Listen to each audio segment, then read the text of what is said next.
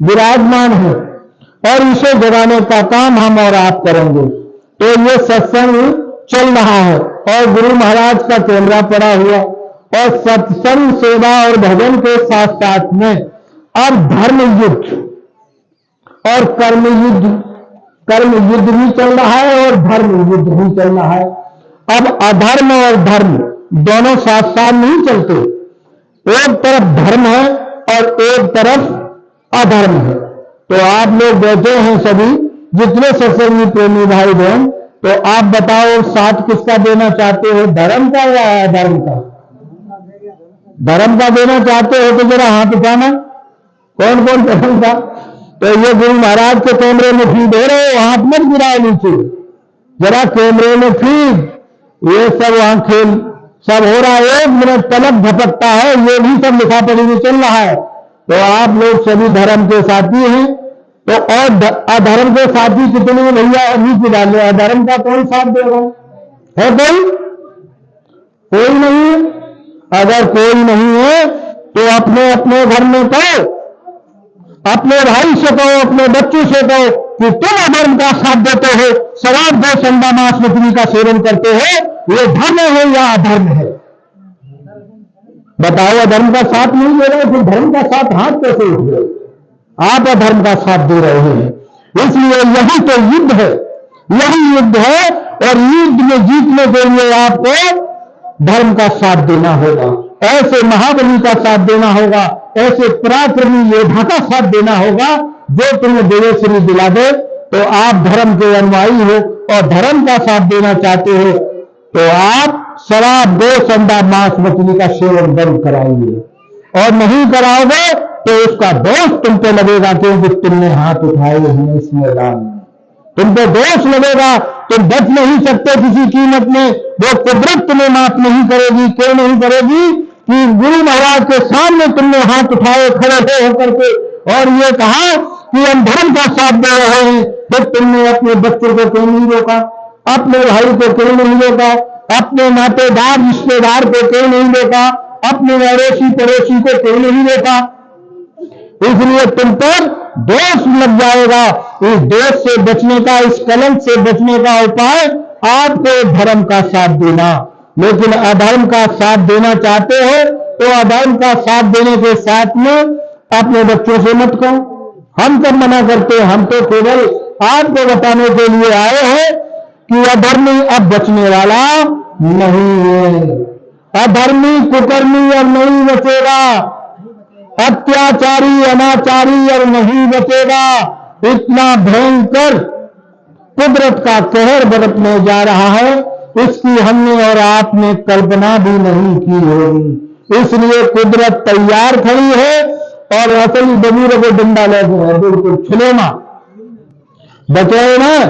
इसलिए कुदरत हमें और आपको अब बख्शने के मूड में नहीं है।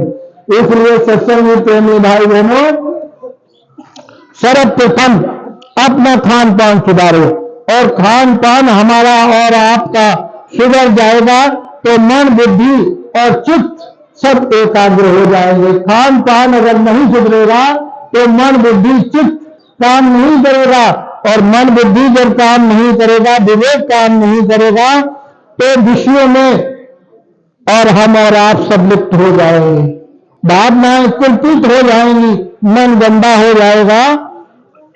बताइए, अगर तुम्हारे शरीर पर या कपड़े पर खून का दाग लग जाए तो कितने लोग देखते हैं?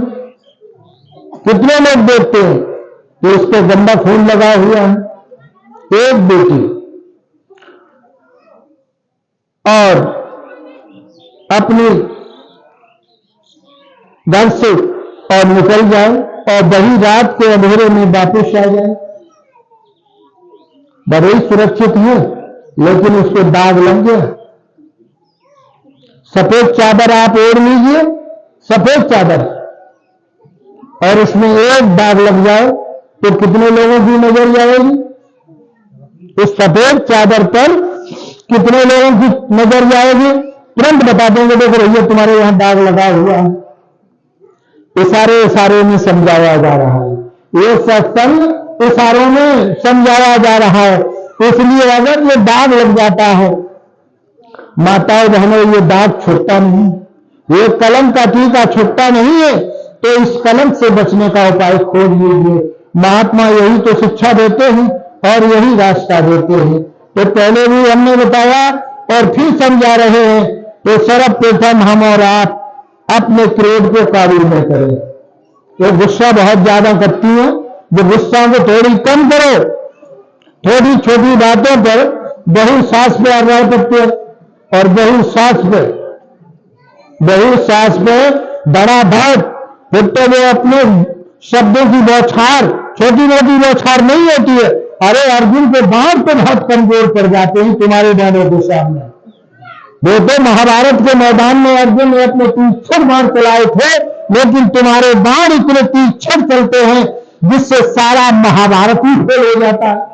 उन तीक्ष्ण बाणों की बरसात कम करो, और जब थोड़ी कम कर दोगी तो ये युद्ध रुक जाएगा, ये महाभारत रुक जाएगा। और अगर महाभारत को ही देखना चाहती हो तो फिर अपने बाणों को चलाओ, कौन मना करता है। महात्मा तो ये कहते हैं, एक कहे तो एक चुप हो जाओ। अगर दोनों तरफ से युद्ध छिड़ गया तो फिर महाभारत में तो बड़े बड़े योद्धा सामने तुम्हारे टिक नहीं पाएंगे। तो ऐसे महाभारत को बंद करो। ये क्रोध की अग्नि, क्रोध की ज्वाला है, इस ज्वाला को आप और हम नहीं समझ सकते। इसलिए तुम कोई छोटी मोटी शक्ति नहीं है। तुम चाहो तो एक दिन के अंदर परिवर्तन ला सकती है। हिंदुस्तान की जितनी देवियां हैं, गुरु महाराज ने कहा अगर अपनी सीटें उतर आए तो एक दिन के अंदर परिवर्तन ला करके खड़ा कर देगी। उनके अंदर वो शक्ति और सामर्थ्य है। क्यों? अरे तुम तो सती सावित्री अंशुया, तुम बड़ी बड़ी वीरांगनाएं, अरे राम और कृष्ण, बड़े बड़े ईसा, मोहम्मद, पलटे, मिया, नानक, रैदास, बड़े बड़े संत, महात्मा, फकीर, पैगंबर तुम्हारी कोख से पैदा हुए, किसी दूसरे को थोड़े पैदा हुए। अरे तुमने ही तो जन्म दिया है इन सबको। और राम को जन्म देने वाली कौन थी? अंसुईया को जन्म देने वाली कौन थी? ध्रुव और प्रहलाद को जन्म देने वाली माताएं कौन थी? अरे वो पतिव्रत धर्म को निभाती थी। पतिव्रत धर्म को जब निभाओगी तो राम तुम्हारी कोख से पैदा होंगे, कृष्ण तुम्हारी कोख से पैदा होंगे। अगर दुराचार में दुर्चारी बन जाओगे तो बताओ राम और कृष्ण तुम्हारी कोख से पैदा होंगे? कैसे बच्चे पैदा होंगे? फिर आप समझ लो, वो तुम्हें मारेंगे, बाप को मारेंगे और घर में कलह और कलेश पैदा करेंगे। इसी को तो गुरु महाराज ने कितनी बार कहा कि इसको बड़ संकट कहते हैं। इसलिए माताओं, इस पर विचार और मंथन करो, मंथन और विचार करो। जब तुम परिवर्तन लाना चाहती हो, धर्म का साथ लाना चाहती हो, धर्म को साथ में रखना चाहती हो, तो अपने कर्म को वरीयता दे दो, कर्म को सुधार लो। कर्म और धर्म एक पहलू है।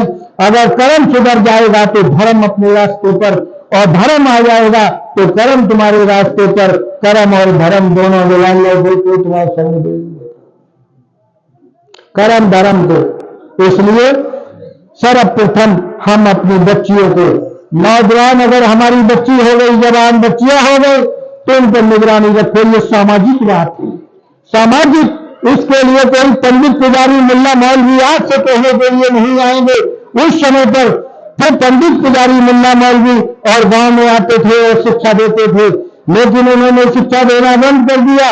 तो अब महापुरुष देना शुरू कर दिया। महात्माओं ने कहा कि गांव में जाओ और बता दो, अपनी अपनी बच्चियों पर अंकुश रखें, अपनी अपनी बेटियों पर निगरानी रखें।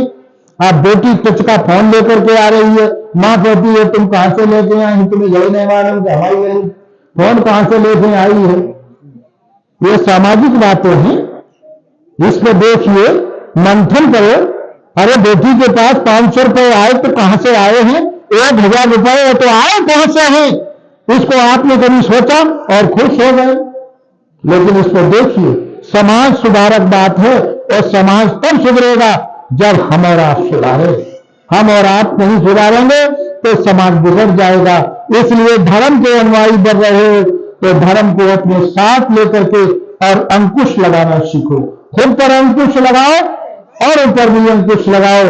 और घर में, परिवार में, समाज में, नातेदार, रिश्तेदार, अड़ोसी पड़ोसी से कहो कि भैया तुम शराब पीना छोड़ दो, अगर शराब पीना नहीं छोड़ोगे, भोजन और मीट मछली अंडा खाना नहीं छोड़ोगे, तो आपको बर्तन में भोजन नहीं देंगे। धीरे धीरे अंकुश लगाना सीखो, और अंकुश जब लगाओगे तो लोग सुधरेंगे। हमने पहले भी कहा था, शाकाहारी और सदाचारी। जब शाकाहारी रहोगे तो सदाचारी बन जाओगे, और शाकाहारी नहीं बनोगे तो न सदाचारी बन पाओगे, न चरित्रवान बन पाओगे, और नहीं तो नैतिकता तुम्हारे अंदर आएगी, न तो घनिष्ठता आएगी, न ताकत आएगी। बुद्धि और विवेक सब समाप्त हो जाएगा। बुद्धि नाम की चीज नहीं रह जाती है। शराब पीने वाला आदमी शराब पी करके आता है तो न बहन को देखता है, न माँ को देखता है, न अगल बगल अड़ोस पड़ोस को देखता है, उसे जो करना है वो करता है। स्वामी जी महाराज ये सब सत्संग में आपको सुनाते हैं, और बताया गुरु महाराज ने, किसी को नहीं देखता, न चाची को देखेगा, न माँ को देखेगा। तो बताइए ये नैतिक पतन नहीं और क्या है? इसलिए अपने घरों में और परिवार में, और सबसे पहले माँ बाप की जो सेवा करे, माँ बाप की सेवा करने वाला ही जय गुरुदेव संगत में प्रवेश कर सकता है। हमारा तो ये आकलन है और हमारा ये मिशन है कि ये कोई कहे कि हम माँ बाप की सेवा नहीं करेंगे तो हमारे इस जय गुरुदेव संस्था में कदाचित रहा है। बाकी हमें कोई जरूरत नहीं है कि हम बाबा जय गुरुदेव के शिष्य हैं और माँ बाप को हम रोटियों के टुकड़ों पर पाल रहे हैं।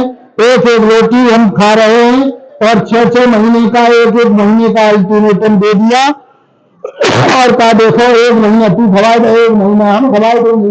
एक एक महीना रोटी खवाता है, महीना 31 चलो है, एक दिन तो भूखों मर ही जाएंगे। एक दिन तो भूखों मरे ना माँ बाप, इसलिए एक एक महीने का अल्टीमेटम आपने दे दिया तो कुदरत आपको कैसे माफ करेगी। और फिर कहते हो हम मथुरा जाएंगे और बाबा जी के चेला बनेंगे। देखो बातें तो अच्छी बहुत सुनाते, लेकिन हमें मथुरा जाएंगे तो मथुरा जाने से पहले ये देख लो कि मथुरा तुम्हारे घर में है, काशी तुम्हारे घर में है, गुरु तुम्हारे घर में है। पहले तो अपने घर में अपने माँ बाप को रोटी, भोजन, कपड़ा और रहने सहने के लिए सब व्यवस्था कर दो, उसके बाद पर गुरु बनाना। गुरु बना लिया आपने, माँ बाप को भोंगो मार रहे हो तो गुरु तुम्हें माफ करने वाला नहीं है, कभी नहीं कर सकता गुरु। इसलिए माँ बाप को, और हमारे घर में यहाँ जितनी बैठी हैं, आप ये बताओ कि जितनी तुम्हारे घर में कितनी सास हैं, तो बड़ी यहाँ बैठी हैं जिनके घर में सास हैं, ये बहनें जरा हाथ उठाए गुरु महाराज के सामने, जरा हाथ उठाना जिन जिन की सास घर में मौजूद है। उठाइए कितने लोग हैं जिन जिन की सास हैं। हाथ नीचे क्यों कर रहे हैं? कौन सी शर्म वाली बात? इसका मतलब तुम दोषी हो, इसका मतलब तुम दोषी हो, तुम्हारी आत्मा मर चुकी है। इसलिए आत्मा को जगाओ, और आत्मा जग जाएगी तो मालिक जग जाएगा। गुरु तो हाथ उठाओ, कौन कौन है जिनकी सास घर में है? अरे तुम्हारी जिनकी नहीं है, जिन जिन की सास है। अच्छा दो ही है इतनी सब सास, बाकी की सर्दी मर गई। देखो झूठ मत बोलो, हाथ उठाइए कौन कौन है। अच्छा देखो नीचे नीचे कैसे ऐसी करनी, उठाइए ऊपर गुरु महाराज के सामने। देखो चादर गुरु महाराज की ओर से जरा पाओ, उठाइए। हाँ नीचे नहीं गिराना, गिराना नहीं।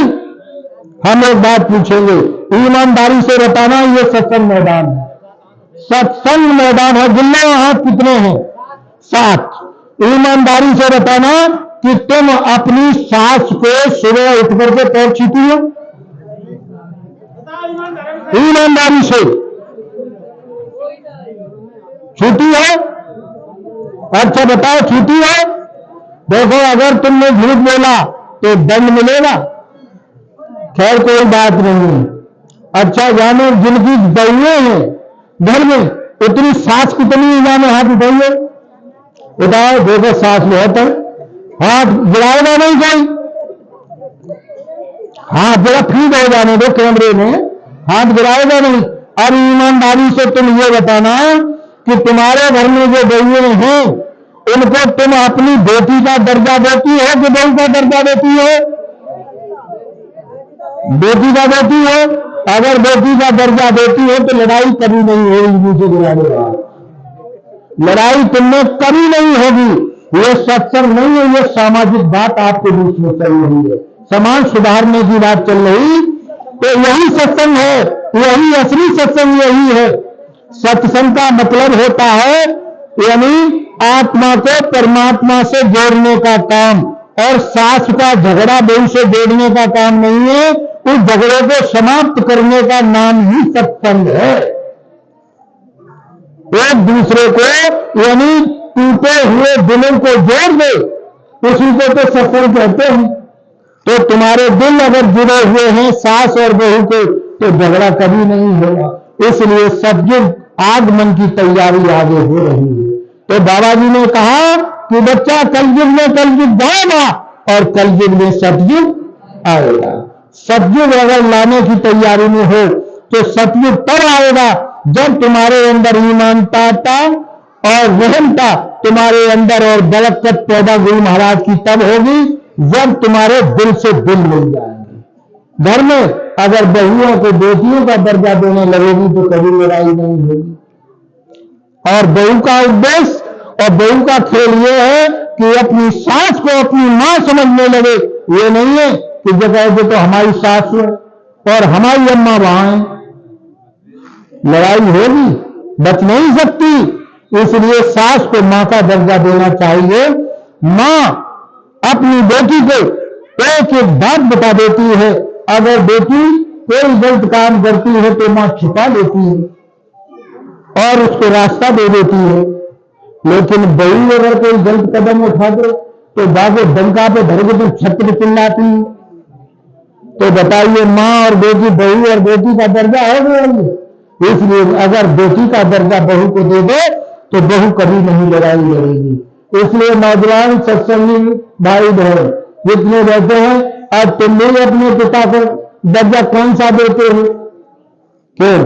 देखो, बच्चा पैदा होता है, बच्चा, और जब बच्चा पैदा होता है तो मां बच्चे को किस जगह पे बैठालती है? जरा बताना। बड़ा जब हो जाता है तो बच्चा कहां बैठालती है मां? अपनी कमर पर। और पिता उस बच्चे को कहां बैठालता है? कंधे पर। तो मां की ममता और पिता की क्षमता को कोई आंक नहीं सकता, कोई आंक नहीं सकता। मां की ममता और पिता की क्षमता। लेकिन पिता, मां की ममता होती है, पिघल जाती है बेटे को देख करके, चाहे अच्छा करे चाहे बुरा करे। लेकिन बाप बाहर से कठोर होता है लेकिन अंदर से बहुत मुलायम होता है।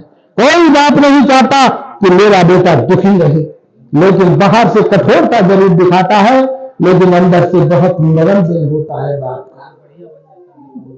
इसलिए सुधार के लिए, लेकिन मां कहां बैठालती है? मां का दर्जा पृथ्वी के समान दिया है, मां की ममता और मां का दर्जा पृथ्वी के समान, और पिता का दर्जा क्या दिया है? आसमान के समान। और मां बिठालती है कमर पर, तो जहां तक बच्चा, वहां की दृष्टि मां की जाती है वहीं तक बच्चे की दृष्टि जाती है। तो वहां तो इतना ही दिखा पाती है कि बेटा जो बच्चे हो गई है। लेकिन बाप बैठालता है कंधे पर और खुद नहीं जिस चीज को देख पाता है और बच्चे से कहता है बेटा ऊंचा देख, तो ऊंचा देख। बेटा, बाप आसमान से ऊंचा दिखाना चाहता है और बाप सपने से लेता है कि मेरा बेटा उच्च कोटि पर पहुंच जाए, उच्च शिखर तक पहुंच जाए। बाप का दर्जा इतना होता है। लेकिन आज उसी बाप के लिए, आज उसी बाप के लिए बेटा पैदा हुआ, घर में बेटा पैदा हो गया और बेटा पैदा हुआ तो प्रथम सांस मां बाप के सामने बेटे ने ली। पहली सांस मां बाप के सामने, मां के सामने प्रथम सांस बेटे ने ली। और मां बाप की अंतिम सांस जब निकलती है तो बेटा पास नहीं होता है। अंतिम क्षण, अंतिम सांस पर बाप में ठोकर लगाता है। ऐसे सभी प्रेमी भाई बहनों, ऐसे बेटे की कोई जरूरत नहीं, ऐसी नालायक संतान की कोई जरूरत नहीं। इसलिए आपको एक दृष्टांत और दूंगा समय के अभाव में। इसलिए सत्संगी प्रेमी भाई बहनों, देखो एक ही दृष्टांत है और समय का अभाव हो गया है, बहुत है ठंड का, हमें भी 7 किलो की बच जाना है। देखिए एक बूढ़ी माँ, मैंने वहां भी दिया था आपके धरोहर में सत्संग दिया और यहां भी आपको दे रहा हूं। देखिए एक माँ और 15 साल तक उसके कोई बेटा पैदा नहीं हुआ, उसके कोई बेटा पैदा नहीं हुआ 15 साल तक।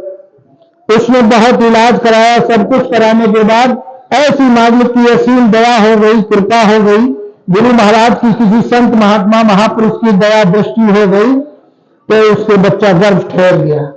और बच्चा 9 महीने पूरे होने के बाद और जब प्रसव पीड़ा उस मां को हुई तो उसका पति लेकर के हॉस्पिटल में पहुंच गया। और जब हॉस्पिटल में पहुंचा तो किसी नॉर्मल तरीके से बच्चे की उत्पत्ति हो गई। बच्चा पैदा डॉक्टरों के माध्यम से, डॉक्टरनी के माध्यम से उस बच्चे का जन्म हो गया। और जब जन्म हुआ, जन्म होने के उपरांत में उस मां को होश आया तो डॉक्टर ने बताया कि देखो तुम्हारे बेटा पैदा हुआ है, लेकिन एक आंख है इसकी, एक आंख वाला, इसकी 2 आंख नहीं है, इसकी एक आंख है। मां सोचने लगी कि बेमुश्किल तो पैदा हुआ, लेकिन इसकी एक आंख है।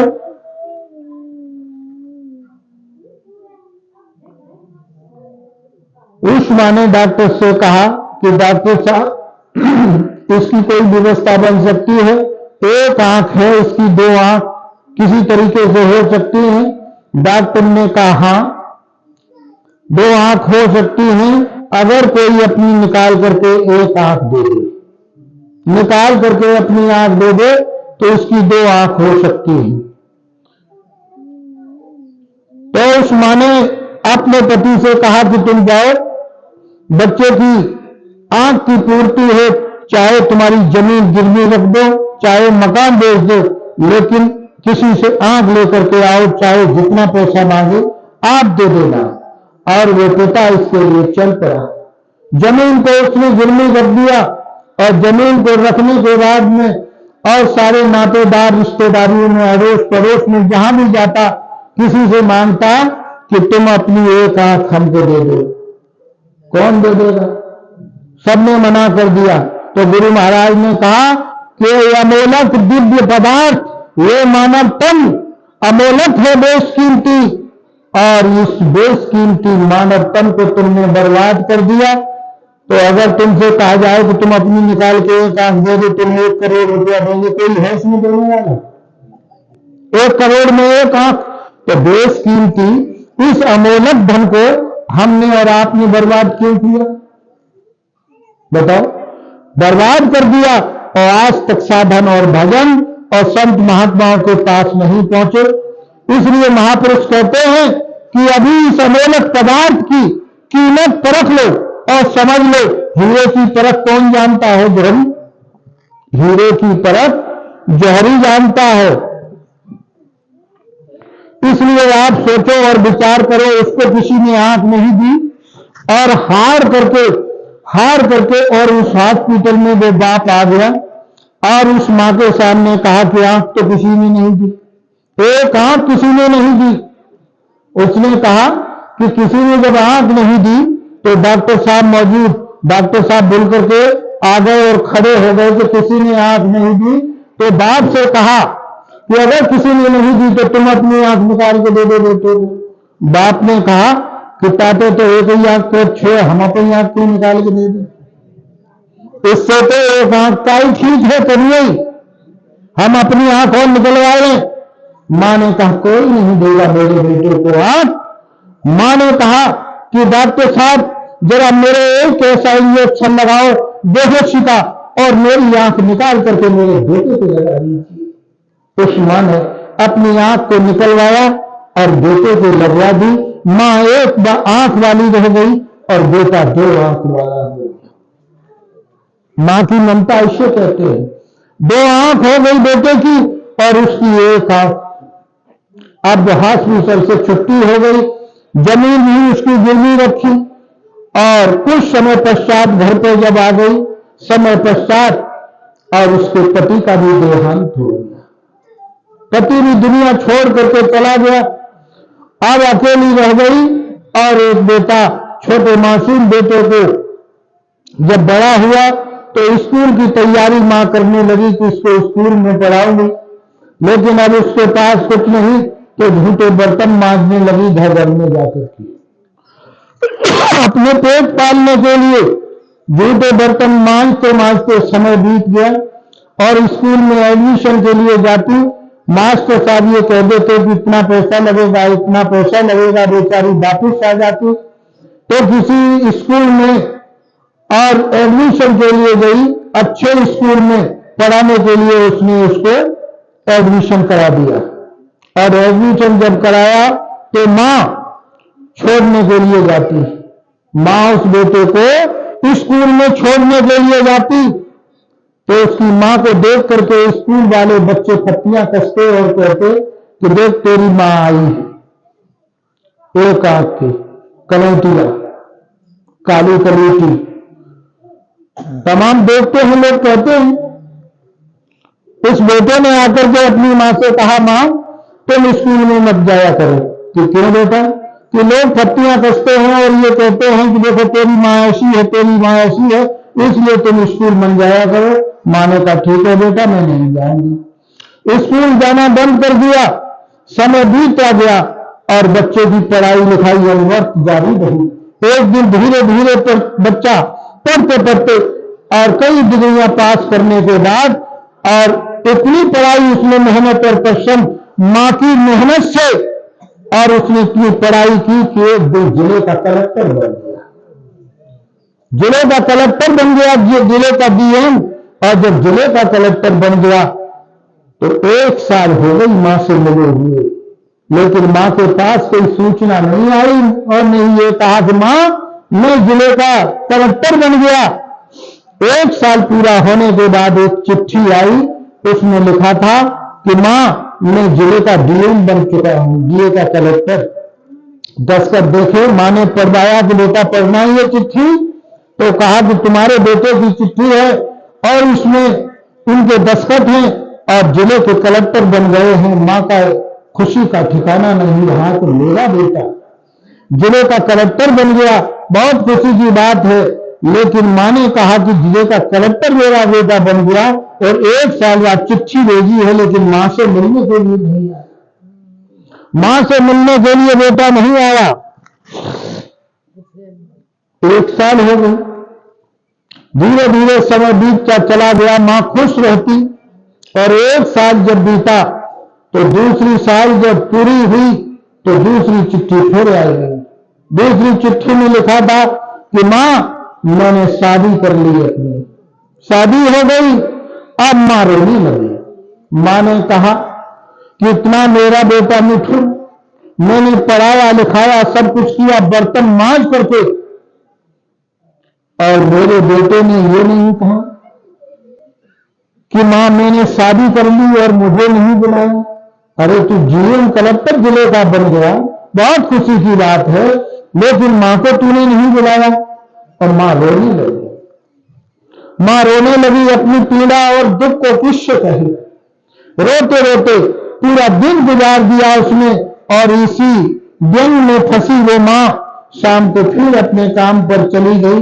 दूसरा दिन हुआ, मां रोजाना एक बार रोती, लेकिन पीड़ा किसी से कहती नहीं।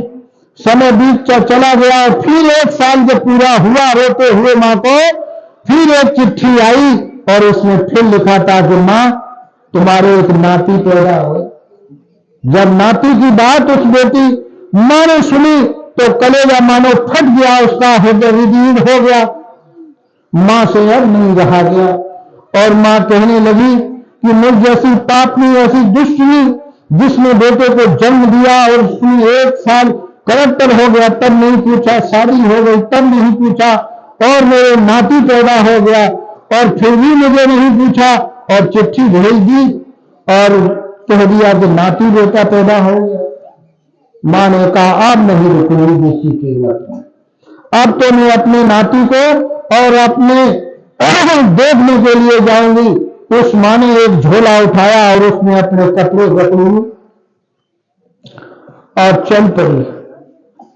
और जब चल पड़ी और जब शहर में पहुंच गई तो एक तांगे वाले से कहा, भैया तुम हमें कलेक्टर साहब के बंगले तक पहुंचा दोगे?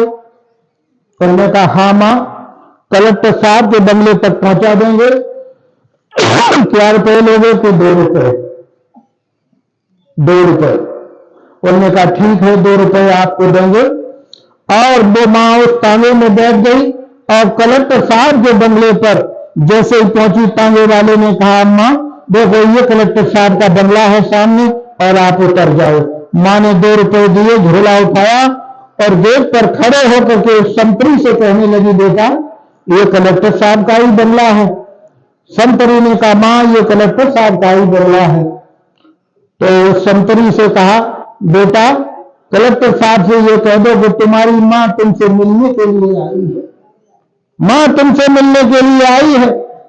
संतरी ने कहा, अरे तू यहां से चली जा, तू कलेक्टर साहब की मां कैसी है?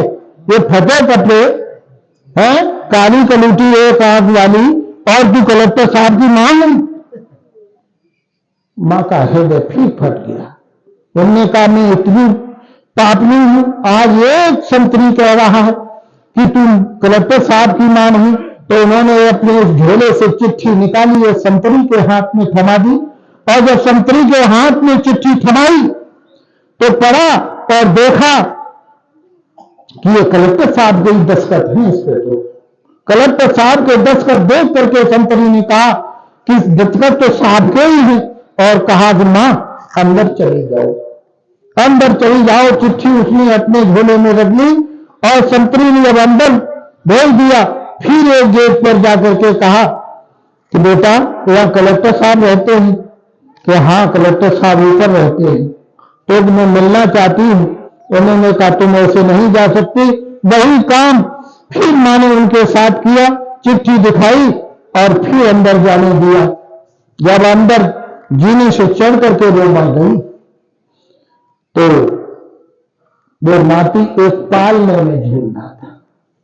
नाती एक पालने में झूल रहा था और जैसे ही पालने में झूलते हुए उस मां ने अपने नाती को देखा, उस मां के रहा नहीं गया, उस मां से रहा नहीं गया। मां ने झपट करके अपने नाती को उठाया और जब नाती को गोदी में उठाया झपट के, बहू ने मुड़ करके देखा कि ये काली कलूटी कौन सी ऐसी डांग आ गई जो मेरे बेटे को उठा लिया। और जैसे ही बेटे को उठाया, मां ने आकर झपट के बच्चे को छीन लिया और कहा कि तू कहां से आई है डांग, जो मेरे बेटे को तूने ऐसे उठा लिया बगैर पूछे हुए। वो कहने लगी, बहू मैं तेरी सास हूं, मैं तेरी सास हूं। उन्होंने कहा, सास? अगर सास हो तो आज तक कलेक्टर साहब ने नहीं बताया कि मेरी मां मौजूद है, आज तक नहीं बताया कि मां मेरी मौजूद है। जब मां की बात सुनी तो कहा, कलेक्टर साहब कहां हैं? आवाज दी उस बहू ने, अरे तो कलेक्टर साहब देखो ये तुम्हारी मां है। कलेक्टर साहब अपने रूम से निकल करके आए तो सामने मां खड़ी है और कलेक्टर साहब सामने खड़े हैं, बहू बगल में खड़ी है और कलेक्टर साहब अपनी मां की मुंह की तरफ देख रहे हैं, चेहरे को ताक रहे हैं। बहू कह रही है, बता क्यों नहीं रहे ये तुम्हारी मां है? लेकिन कलेक्टर साहब बोल कुछ नहीं रहे हैं। जब नहीं बोल रहे फिर बहू ने झड़क करके कहा कि कलेक्टर साहब बताओ ये तुम्हारी मां है कि नहीं है? तो कलेक्टर साहब ने कह दिया कि ये मेरी मां, ये मेरी मां नहीं है।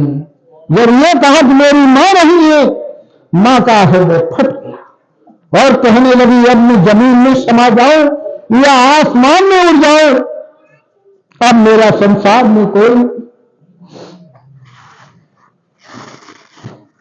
संसार मां की ममता उमड़ पड़ी। और जब इतनी बात सुन करके बहू ने एक जोरदार धक्का अपनी सास में मारा और वही मां लुढ़कती हुई सीढ़ियों से और सर से बदन से कपड़े फट गए और नीचे गिर गई। आकर के मां रोने लगी कि धन्य है बहू, अरे धन्य है बेटा, मैंने तुझे इसलिए पढ़ाया लिखाया कि मेरी दुर्दशा तू आज ये करेगा। और वो मां चीखती हुई रोती हुई और एक बगल के कमरे में आकर के खड़ी हो गई और सामने खड़ा था एक लड़का, उसको बुलाया धीरे से कि बेटा इधर आ जाओ, इधर आइए। उस मां ने इशारे में उस बेटे को बुलाया और बुला करके कहा बेटा एक कलम और एक कागज तेरे पास हो तो लेकर के आ जा और इस बेड पर बैठ जा और मैं जो बोलती जाऊंगी वो तू अपने कलम से लिखता जा। वो मां बैठ गई और बैठ करके रो रही थी और रोते हुए मां ने कहा कि बेटा मैं बोलूं वो लिखता रहा।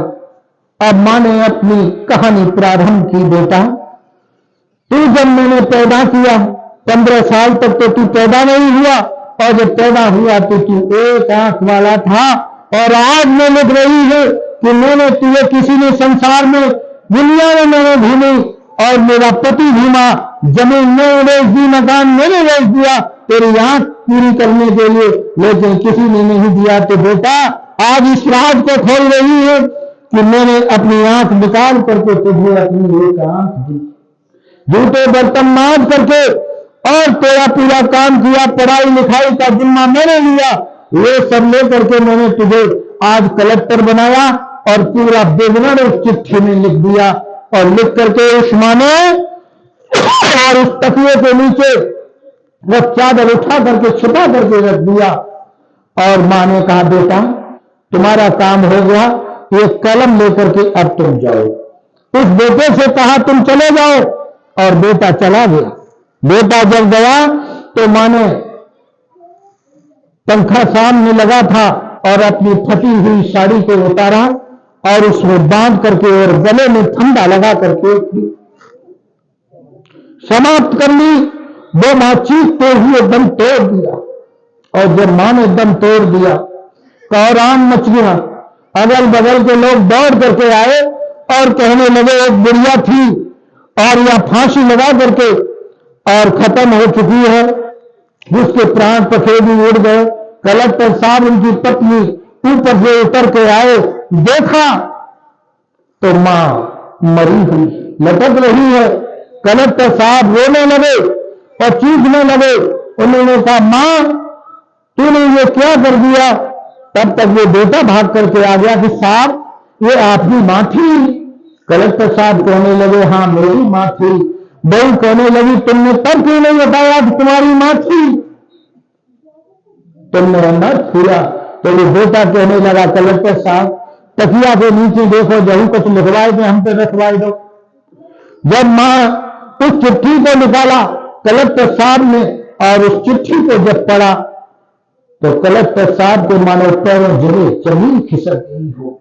उन्होंने कहा हे मां तूने मुझे आंख दी और आज तक तू मुझसे राज छिपाए रही और तूने नहीं बताया कि मैंने तुझे आंख दी है और मैं एक आंख वाला और तूने अपनी आंख निकाल करके मुझे दे दी और मैं दो आंख वाला आज कलेक्टर बन गया। मैं गरीब और घमंड में चूर हो गया। मां की ममता चीखती रही, बेटा रोता रहा। कलेक्टर साहब रोते हुए और जब चिड़िया चुन गई फिर पछताए क्या होता है। इसलिए सत्संगी प्रेमी भाई बहनों बुद्धि और विवेक का परिचय आप देते हैं और आप कहते हो मैं अपने बाप का श्राद्ध करूंगा, 10 कुंटल की दावत करूंगा या 20 कुंटल की दावत करूंगा।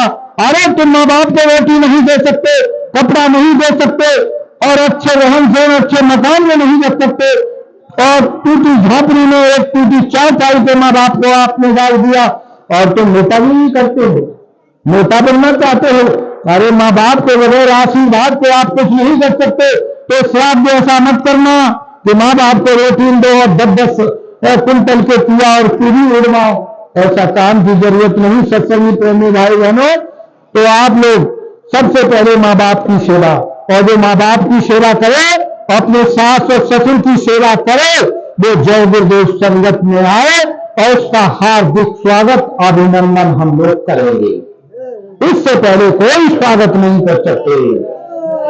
जय गुरुदेव। इससे पहले कोई स्वागत नहीं। हमारे यहाँ इस जय गुरुदेव संगत में आने की किसी को जरूरत नहीं है।